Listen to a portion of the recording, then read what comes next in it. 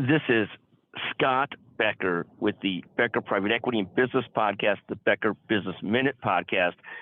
These are three things that have to happen to shore up the economy. And just bear with me for a moment. First,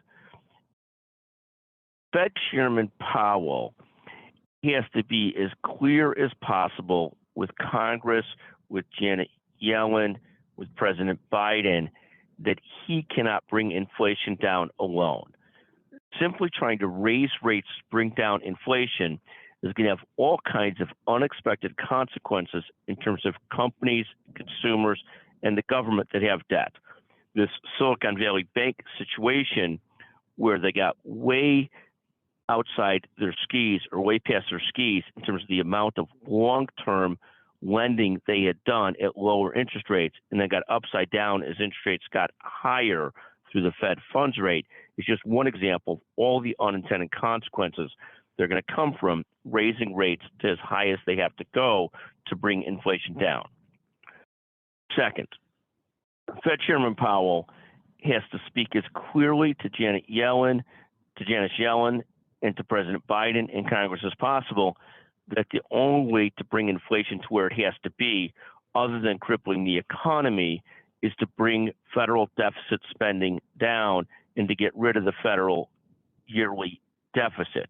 When you're running a deficit of $1 to $2 trillion a year, as we've done for the last 5 to 6 years, you put yourself in a position where that added inflow of cash into the economy means that just before you wake up in the morning, before you start the year, you've already added a great deal of inflation to the economy.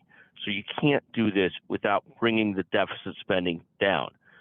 Third is the right-wing crazies in the government that have been saying, and bear with me as I talk through this for a second, have been saying that they're not going to approve an increase in the deficit, have to be given more respect for the position they're taking than they've been given. They're thought of generally as right-wing crazies, but here's where they're kind of right. And I don't agree with them. We have no choice but to raise the deficit to deal with the spending that's already on the table. But their point of using the threat to bring deficit spending under control is so important. And somebody's got to be out there on the flank saying that one way or another, we have to bring deficit spending under control, because you can't fight inflation without bringing the deficit under control. I guess the last point I'll make is that postscript, or fourth point, is that whether I agree with the right-wing crazies or whatever you want to call them on the far right wing that are trying to stop the government from increasing the borrowing limit or not, I certainly agree we need to stop the deficit spending.